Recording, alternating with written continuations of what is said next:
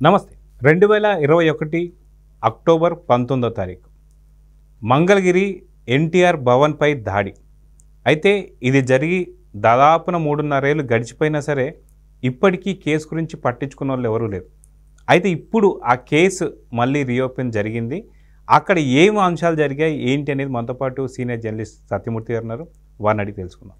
Sir నమస్తే. నమస్కారం అండి. సార్, ఒక పార్టీ ఆఫీస్ పైన ఎన్టీఆర్ భవన్ పైన 2021 అక్టోబర్ 19వ తారీఖున దాడి జరిగింది. అప్పుడు చాలా పెద్ద స్థాయిలో దీని మీద చాలా చర్చ జరిగింది. కానీ ఈ కేసు కానీ దీని గురించి మాట్లాడిన వాళ్ళు ఎవరూ లేరు. మళ్ళీ అడిగితే ఇది భావ ప్రకటన స్వేచ్ఛ అని చెప్పేసి కొంతమంది ఏదైతే పోలీస్ డిపార్ట్మెంట్ మాట్లాడిన కొంతమంది ఏముందండి, డీజీపీ చెప్పడం కూడా చూసాం. నిజంగా భావ ప్రకటన స్వేచ్ఛ ఈ రేంజ్లో ఉంటుందా? దీన్ని నిజంగా అలానే తీసుకోవాలా? ఎలా? ఇప్పుడు కాదు, అదే ఇప్పుడు ఇది ఒక్క ఇన్సిడెంటే కాదు. ఆంధ్రప్రదేశ్లో జగన్మోహన్ రెడ్డి పాలనలో చాలా ఇన్సిడెంట్స్ జరిగినాయి. మొత్తం అన్ని ఇన్సిడెంట్స్లో ప్రధాన ముద్దాయిలు వైసీపీ నాయకులే. ఈ వైసీపీ నాయకులు వచ్చి అటాక్ చేయటం, వైసీపీ నాయకులు వచ్చి మొత్తం ఇదంతా ప్లాన్ చేయటం, మొత్తం అన్ని వ్యవహారాలు అన్ని దాడుల కేసులు వైసీపీ నాయకులు చేసినవే. కానీ ఆనాటి పోలీసు యంత్రాంగం కళ్ళప్పగిచ్చి చూసింది. ఏదన్నా నేరం జరిగితే పోలీసులు ప్రివెంట్ చేయాలి. ప్రివెంట్ ఒక్కొక్క సందర్భంలో ప్రివెంట్ చేయటం సాధ్యం కాకపోవచ్చు. ఆ తర్వాత జరిగిన తీరు చూసుకొని అందులో దోషులు ఎవరున్నారో వాళ్ళ మీద యాక్షన్ తీసుకోవాలి. జగన్మోహన్ రెడ్డి తన కర్కశ పాలనలో ఇటువంటి దాడుల మీద ఏ రోజున యాక్షన్ తీసుకోలేదు. పోలీసులని అసలు గడ్డి పరకలాగా తీసేశారు. పోలీసులకి అసలు అధికారాలే లేకుండా చేశారు. తాడేపల్లి ప్యాలెస్ నుంచి ఆదేశాలు వస్తేనే ఎఫ్ఐఆర్లు బుక్ చేసిన సంఘటనలు కొన్ని లక్షలు ఉంటాయి. అంటే వాళ్ళు చెప్పకపోతే ఎఫ్ఐఆర్ కూడా బుక్ చేసే దిక్కు దివాణం లేకుండా ఉంటుంది. మొత్తం తెలుగుదేశం పార్టీ కార్యకర్తల మీద దాడి జరిగితే కేసులు పెట్టేది తెలుగుదేశం పార్టీ కార్యకర్తల మీదే. ఈ తరహాలో జరిగింది మొత్తం. ఇక్కడ మీరు ప్రస్తావించిన సంఘటనలో వైసీపీ నాయకుడు దేవినేని అవినాష్, లేళ్ల అప్పిరెడ్డి, అప్పటి ఎమ్మెల్యే ఆళ్ల రామకృష్ణారెడ్డి అనుచరులు వీళ్ళందరూ పార్టిసిపేట్ చేశారు ఇందులో. మొత్తం డైరెక్ట్గా వచ్చి అటాక్ చేసి తెలుగుదేశం పార్టీ కార్యాలయాన్ని ధ్వంసం చేసి అక్కడున్న సిబ్బంది మీద దౌర్జన్యం చేసి వాళ్ళకి రక్తగాయాలు చేసి అంత పాశవికంగా వెళితే అదంతా కూడా సీసీటీవీ మొత్తం రికార్డు చేస్తే చర్యలు తీసుకున్న దిక్కు లేదు. ఎంత దారుణమైన సంఘటన అంటే ఈ రోజున ఇప్పుడు ఆ రోజున తెలుగుదేశం పార్టీ ఆఫీసు మీద దాడి చేసిన వాళ్ళల్లో ప్రధాన ముద్దాయిల పేర్లు చెప్పాను కదా ఇప్పుడే. దేవినేని అవినాష్, లేళ్ల అప్పిరెడ్డి. ఇదే లేళ్ల అప్పిరెడ్డి నిన్న డీజీపీకి ఒక కంప్లైంట్ చేశాడు. తెలుగుదేశం వాళ్ళు మా మీద దౌర్జన్యం చేస్తున్నారు, మీరు అక్కడున్న పోలీసులు యాక్షన్ తీసుకోవట్లేదు, మీరు ఆ పోలీసుల మీద యాక్షన్ తీసుకోండి అని చెప్పి ఇదే లేళ్ల అప్పిరెడ్డి లెటర్ రాశాడు డీజీపీకి. నువ్వు చేసిందేంటి అంటే నువ్వు ఆ రోజు దౌర్జన్యం చేసావు కాబట్టి ఈరోజు నీకు లెటర్ రాసే అర్హత లేదని నేను అంటల్లా. అంటే కేసుల్లో నిందితులుగా ఉన్నవాళ్ళు ఈ రోజునొచ్చి నీతులు చెప్తున్నారు, మా మీద దాడులు జరుగుతున్నాయని చెప్పి ఏడుస్తున్నారు. నిన్నటిదాకా దాడులు చేసింది వీళ్ళే. అందుకోసం నేను ఒక ఎగ్జాంపుల్గా అతని పేరు ఉదాహరించాను. కానీ ఇటువంటి వాళ్ళు చాలామంది ఉన్నారు, కొన్ని వేల మంది ఉన్నారు. కొన్ని వేల మంది నేరాలని ఎంకరేజ్ చేసే విధంగా. ఇప్పుడు చంద్రబాబు నాయుడు ఇంటి మీద అటాక్ చేసిన జోగి రమేష్కి జగన్ పదవి ఇచ్చాడు. స్థానిక సంస్థల ఎన్నికలు జరిగేటప్పుడు తెలుగుదేశం పార్టీ నాయకుల మీద మారణాయుధాలతో దాడి చేసిన వాడికి ఇంతలో దొంగ తీసుకొని కారులో ఇట్ట పొడిచి అంటే తగిలితే చచ్చిపోవటమే అనమాట. తుర్కా కిషోర్ మాచర్లలో అతనికి మున్సిపల్ వైస్ చైర్మన్ పోస్ట్ ఇచ్చాడు. అంటే జగన్మోహన్ రెడ్డి మానసిక స్థితి మనం అర్థం చేసుకోవాలి. నేరాలు చేసేవాడికి ప్రథమ ప్రాధాన్యం ఇచ్చాడు. బూతులు తిట్టేవాడికి ప్రథమ ప్రాధాన్యం ఇచ్చాడు. బూతులు ఎవడు తిడతాడో వాళ్ళని పికప్ చేసుకున్నారు. వాళ్ళకి పెద్ద పెద్ద పొజిషన్స్ ఇచ్చాడు. అంటే నేర ప్రవృత్తి గల వ్యక్తి ముఖ్యమంత్రిగా ఉంటే దారుణమైన సంఘటనలు ఏ విధంగా జరుగుతాయో మనం గత 5 సంవత్సరాలు చూస్తే మనకు అర్థమవుతుంది. ఈ రోజున తెలుగుదేశం పార్టీ ప్రధాన కార్యాలయం మీద జరిగిన అటాక్కి సంబంధించి సాక్ష్యాధారాలు ఉన్నాయి. సాక్ష్యాధారాలు ఉన్నా సరే వాటిని తవ్వి పాత పెట్టారు పోలీసులు అట్లా తవ్వి పాతరేసేలాగా చేశారు ఆ రోజు పాలకులు. ఈ రోజున ఆ కేసు మళ్ళీ పైకి వస్తూ ఉన్నది. అయితే ఆ రోజు జరిగిన సంఘటన పైన ఒక పోలీస్ అధికారిని కూర్చోబెట్టి తనపైన చేయి చేసుకున్నారు, తన్ని బాగా దాడి చేశారు అన్నట్టు వైసీపీ వాళ్ళు ఏదో ఆరోపణలు అయితే చేశారు.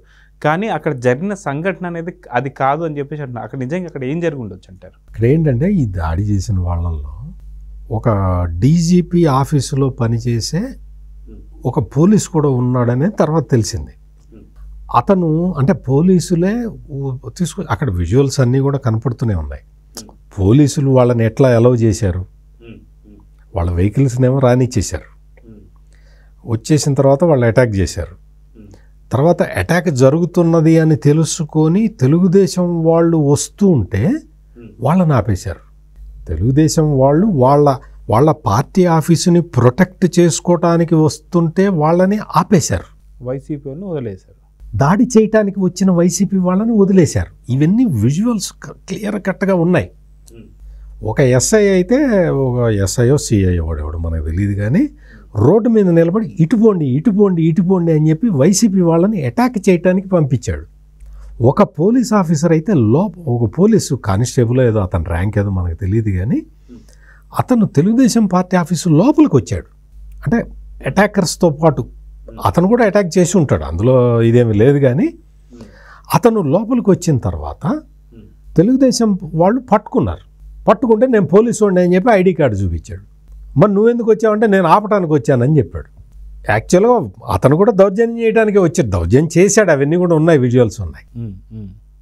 అంటే పోలీసులు కూడా ఇందులో పాత్ర పోషించారు అనేది క్లియర్ కట్గా ఆ రోజునే అందరికీ తెలుసు. కానీ మరి పోలీసు వ్యవస్థ అంతా ఆ విధంగా ఉన్నప్పుడు ఎవరు మాత్రం ఏం చేయగలుగుతారు?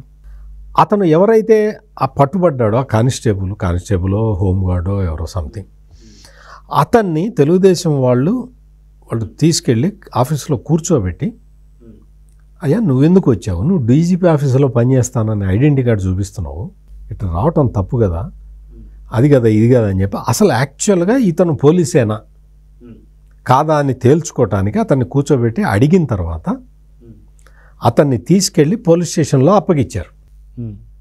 ఇతను నిజంగా పోలీసేనా అంటే మా పోలీసేనండి ఐడి కార్డు చూసుకున్నారు. అక్కడ అతన్ని వదిలేసి వచ్చారు. వైసీపీ వాళ్ళు ఏం చెప్పారంటే విధి నిర్వహణలో ఉన్న పోలీసు మీద దాడి చేశారని చెప్పి తెలుగుదేశం వాళ్ళ మీద ఎలిగేషన్స్ చేశారు. అంటే ఎంత దారుణమో చూడండి. పార్టీ ఆఫీసు దెబ్బతిన్నదన్న బాధలో ఉన్న వాళ్ళ మీదే కేసులు. ఈ తరహాలో 1 కాదు 2 కాదు, మొత్తం రాష్ట్ర వ్యాప్తంగా మనం చూస్తే ఇటువంటి కేసులు కోకొల్లలు. ఇట్లా దాడులు చేయటం, తెలుగుదేశం వాళ్ళ మీదే కేసులు పెట్టడం. ఇప్పుడు దాదాపుగా అన్ని కేసులు రీఓపెన్ అవుతాయి. అందులో ఒక తెలుగుదేశం పార్టీ ఆఫీస్ మీద దాడి చేసినవే కాకుండా చాలామంది మహిళల మీద జరిగిన అటాకులు, ఆ దళితుల్ని మా కారు డ్రైవర్ సుబ్రహ్మణ్యాన్ని చంపి డోర్ డెలివరీ చేసిన కేసు, ఇవన్నీ కూడా విచారణ చేయాల్సి ఉంటుంది.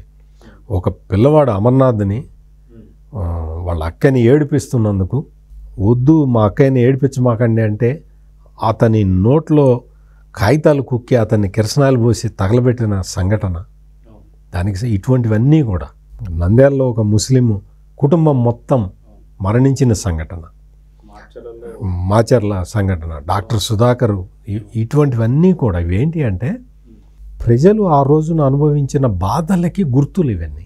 సరే, ఇవన్నీ చూస్తుంటే ఒక డౌట్ అయితే వస్తుంది.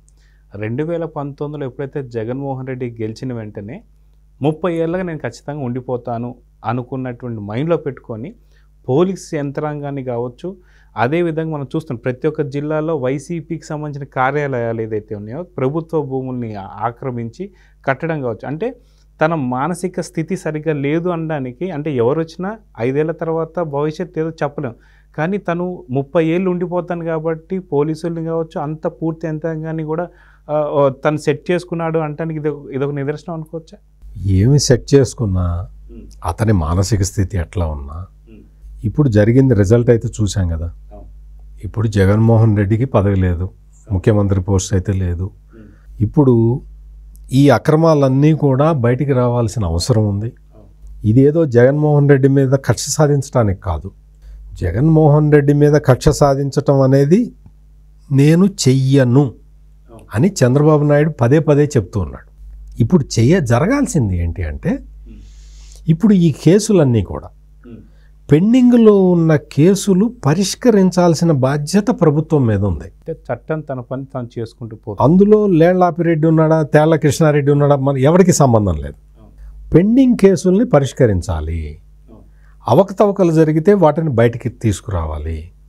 ఇప్పుడు మీరన్నట్టు పార్టీ కార్యాలయాలు ప్రభుత్వ స్థలాల్లో కట్టుకుంటే వాటిని కూలగొట్టాలి. ఇటువంటివన్నీ కూడా ఏదో కక్ష సాధింపు చర్యల కింద ఎవరూ చూడటానికి వీల్లేదు. ఇవన్నీ కూడా జరిగిన అవకతవకల్ని సెటరైట్ చేసే ప్రక్రియ ఇది. ఈ ప్రక్రియని ఇప్పుడు చంద్రబాబు నాయుడిని స్కిల్ డెవలప్మెంట్ కేసులో జగన్మోహన్ రెడ్డి అతి మూర్ఖంగా కిరాతకంగా అరెస్ట్ చేసిన సంఘటనలు మనం చూసాం కదా. అట్లా మూర్ఖంగా కిరాతకంగా చేయాల్సిన అవసరం లేదు. చట్ట ప్రకారం చట్టం తన పని తాను చేసుకుపోయే వీలు కలిగించాలి.